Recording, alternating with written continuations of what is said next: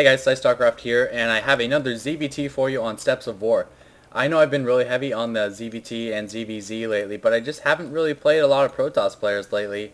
And I actually had a couple replays in mind for Protoss games, but they were so far back I couldn't really find them. I couldn't locate them. So we do have another ZVT. This one is actually a really hard fought battle. On Steps of War you tend to get shorter matches, but this is actually a longer match, which tends to create some very dynamic games. So we will see a lot of fun. We have Perplexity, the blue Terran, in the bottom left, and myself, Psy, Red Zerg in the top right. And it is so freaking cold in this house, so if my voice sounds frigid and ice cold, you know why. It might have to do with me drinking a smoothie right now, which is delicious, by the way. I made it with a magic bullet. If you don't have a magic bullet, I recommend you watch their infomercial. It will sell you. It is so awesome. And they're actually really cool. I like to make smoothies. This one has strawberries, orange juice, a banana, and some carrots. Because I have a bag of baby carrots that are about to expire, so I'm basically sticking them in everything I eat. And that's not all. Oh yeah, that's not all. And we got a barracks from Perplexity. Should see a gas pretty soon here. Should see gas pretty soon here, like right now, maybe. What the heck is he doing? Why is there no geyser? Is he searching for... Oh my gosh, he's going a 2-rack build. That's why he's not getting a geyser. So when I scout this, I should pay attention to the geysers. And not seeing that geysers, I should either expect a 1-base expansion with a command center, or a Maka rack, something like this, a hidden rack somewhere on the field. And we are seeing a normal 14 hatch opening for me, which can be a little bit risky on this map, especially when he does go that 2 racks build. So we'll see exactly how I deal with that.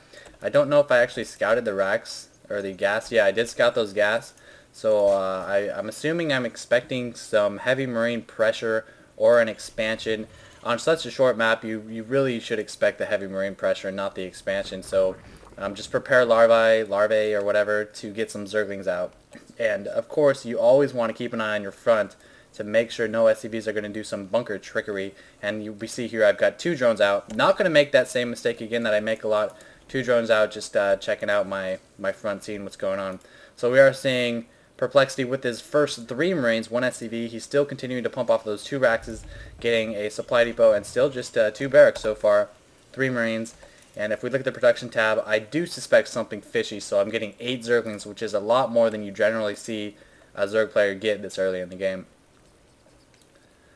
So 4 Zerglings against 3 Marines and 1 SCV. You cannot fight 3 Marines with 4 Zerglings. It just will not work. Misrallied Lings right here. Unfortunately, you gotta keep an eye on that, man. Every single Ling counts this early in the game.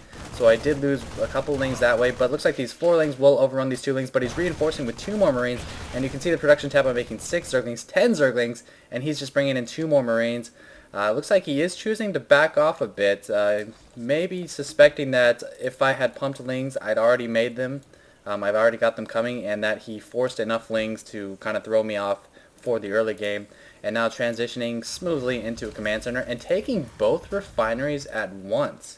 That's really weird, especially when you're going marine heavy, fast expansion build. You tend to see maybe 1 gas, and by no means 2 gas, so that's kind of weird. He's continuing to make Marines, and I am now switching up to drones. I'm getting metabolic boost as well, and he's running out with an SCV. How many Lings do I got here? 12 Lings against 10 Marines in this nice little choke. Oh man, it would be devastating if I tried to poke up here with these Lings. Oh, don't do it, Psy. Don't do it. Oh, no. Losing 6, 7, 5 Lings. 5 Lings. I'm spreading creep pretty well. 2 Queens at each base. This SCV has now scouted my Baneling nest. And, man, he actually could have pushed. He probably could have pushed. Now, I've got 2 Queens, and I've got 6 more Lings. 12 more Lings coming out. So it looks like he wants to focus on the command center, and a push probably wouldn't have been a good idea, especially if you get overrun. If you are a Terran or Toss player against the Zerg and you're pushing, you better make sure that you can beat the Zerg army. Otherwise, it's all going to die. You will not be able to run against Lings with speed. So probably a smart move not pushing right away. That heavy Marine ball, though, when I did scout that, it forced me to produce a lot more Lings. So if we see here, I'm at 25 Lings to 14 Marines.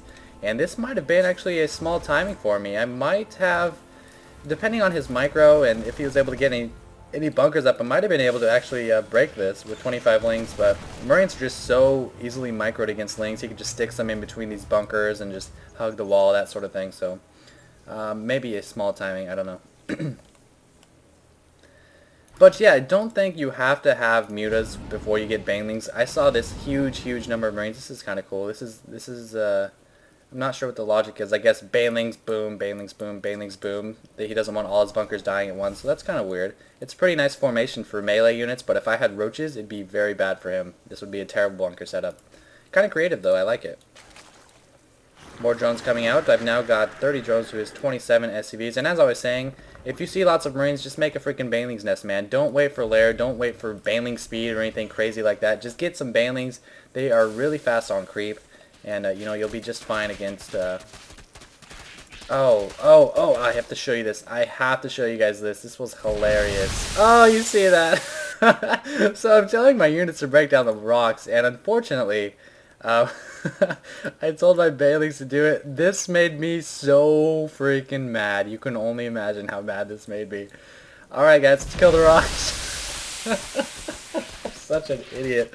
I need a drink of my smoothie after that. Yeah, day 9 and water. Eat your heart out, man. I got a smoothie. Making another bunker, but oh, I was so mad. But anyway, banelings have 3.25 speed on creep. Marines only have 2.25. So banelings are a lot faster on creep. If he tried to push out right now, well, now that I'm making more banelings, he'd be in big trouble. So let's go back to his base, see what's going on here. Factory with the tech lab. Starport, maybe switch the tech lab over. Nope, looks like he's getting tanks and siege tanks. Very smart play. Siege tanks are so strong in Steps of War because it's like, bam, you're out of your base. 2 steps later, bam, you're right here, and you're sieging the poop out of him. So, yeah. Rocks finally going down with the help of those explosive banelings. Centrifugal hooks going up. Do we see a spire? Nope, no spire right now. Looks like I wanted to spend my gas on the baneling speed just because I feared a heavy marine build. And where are his units? They are all still in the bunker. So what's he got, like 18 Marines right now? 18 Marines, 1 tank against 29 lings. So, I wonder how viable a Zergling run-by would be. Probably not very viable. That's a deadly wall, man. That's a deadly wall. Some banelings coming out, and I'm actually not preparing for a baneling bust at this point. Right now I'm thinking defensively. He just feels so close. You always feel so much pressure on this map. It's really aggravating and stressful. And my drone saturation is so terrible right now. It's only 40 to 42, which isn't that bad, but you know, for a Zerg, this is just a terrible map. That's all I really have to say. This is a bad map. 39 to 42. Spire is now coming, and so he actually has an advantage right now. It's all going to depend on when he decides to move out and how well he kills my banelings with his splash from his siege tanks and how well he micros his Marines back.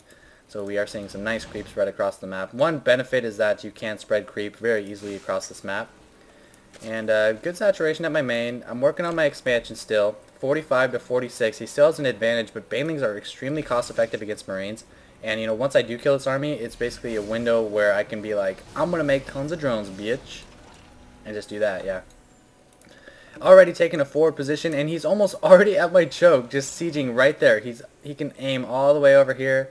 And it's just so darn annoying. I don't have any infestors out right now. Production tab, Spire is almost complete. A couple more drones coming out. He's getting Stimpak, +1 infantry weapons, and combat shield. Now, yeah. Now, one thing I totally spaced on in this game is an upgrade threshold. Zerglings, 35 life. Tanks, 35 damage in siege mode. Maybe I should get a Zergling armor so Zerglings will take 2 shots to kill instead of 1 shot. Do you see an evolution chamber anywhere? I don't. Very big mistake I made here. Against siege tanks with Zerglings, you should always get 1 armor. If nothing else, it will force him to build an armory, and it will force him to get +1 attack to negate that armor. But, you know, in this game, I can tell you, he does not get an armory. Oh, I need to back up and see that. I had a spacey moment. I wanted to flank him as he was coming up here. Main force in the front, flank with banelings in the back, but for some reason he actually moved his units over here. Maybe he was thinking the same thing. He wants to flank or something, killing a couple creep trimmers. And I was like, yeah, booyah, bam, killing so many Marines. Banelings are a lot of fun. I love banelings. Switching to a couple Marauders just because I'm so baneling heavy. Try to soak up some damage, I guess. Production tab, lots of Zerglings, +1 attack. He's just getting tanks, marauders, and marines, man. Another command center going as well. And I've got about, what, 5 or 6 mutas? 6 mutas, lots of banelings, lots of zerglings, more banelings coming out. And looks like he's going to back up a little bit. That marine loss he had around here was a bit too much. He just doesn't feel as confident as he was. And of course my mutas will give me a little map control. Not too much, just because this is such a small map and he's got stimmed marines here. But he is taking a forward position, trying to defend this third that he plans on taking. But he can't take it because I'm pooping. I do have Overlord speed as well, so I can even run. And now I'm going to get tricky with my mutas, man. Oh, no, what are you doing? Kill the tanks, you fools. Okay, not so tricky. Maybe just stupid. One Zergling controlling each of these towers, keep in mind. And these mutas will now run away to fight another day. Or be mismanaged and die again. So I'm still feeling very pressured. He's got nice positioning behind this brush. And I can't quite see all the tanks he has here, but I'm going to send in some more mutas. And look at this. You take advantage of any hole in your enemy's defense. Mutas killing some marines. Run away. Should I have sniped the tanks instead of killing those marines? Probably. It's a really tough decision. It's hard to say, but as we can see right now, I've got a big army advantage. A lot of Zerglings, a lot of Banelings, and some mutas. And he really only has tanks. Just imagine. One tank, like if it shoots right here, it's going to kill every single one of these lings. If they had +1 armor, every single one of those lings would live. Big mistake right there, not getting my +1 armor. It's always an upgrade you see first with Zerg for that exact reason. Obviously, you're not doing much scouting. Still pooping. Looks like that Overlord that was pooping died. And I'm just continuing to pump mutas because if he doesn't get any kind of Thors, Baneling mutas will just kind of dominate all game if he doesn't micro properly. Now I am sending him in. Cutting off reinforcements, another great tactic. Go in between your enemy's base and their army. Kill any units that he's going to rally. It's so strong and it's so demoralizing for your opponent. I think people don't give enough credit to, your mental state in the game. And look at this. Turret, throwing up 3 turrets frantically, but I am just killing off some SCVs. Almost killing off that turret, doing a lot of damage. If we look at units lost, he's lost a little bit more than me. And here we are seeing the big move. The reason I chose this move is because he's got 8 Marines and a medevac, 2 medevacs out of position, this Marauder's out of position, and I felt like I could just go in the front, come in the back with my mutas and try to snipe these tanks. So we are seeing a move. Keep in mind, still no +1 armor. Here we go. Tanks doing a lot of damage to the own Marines and my Zerglings. Mutas taking out these 2 tanks back here. Zerglings overrunning. Banelings just forcing the Marines back, letting the Zerglings go in for the fresh kill. A couple battles going on here. Zerglings getting mopped up right there. Banelings taking the upper path. And now I'm going to try to kill this planetary fortress, but of course, it is just so powerful. These turrets are going to ward away my mutas. The planetary fortress will ward away my ground force. And I did kill his force. Almost his entire army.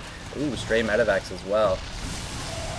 Yeah, that's what I like to see. That's what I'd like to see, killing those medevacs. So we actually traded fairly even on army resources. But I did reproduce extremely fast. Lots more Zerglings came out. And a couple of misplaced Baneling morphs as well. I guess I didn't see those. And I'm still looking okay. His siege tanks are sieged a little too far back. Moving in with some more lings. No armor. They all get blasted in one shot, moving next to his army. But notice he is so marine light because he isn't balancing his units as well as he could, because he wants marauders to deal with the banelings, but he needs marines to deal with the mutas. And I'm reaching a critical point where it's going to be just so hard for him to come back because of this huge number of mutas. He is running off 3 bases, however, 57 to 57. I'm on 3 as well. A couple missed rally units here. I should be transitioning these drones, maybe like that many drones, to my 3rd and picking off a turret there as well. So I'm looking okay.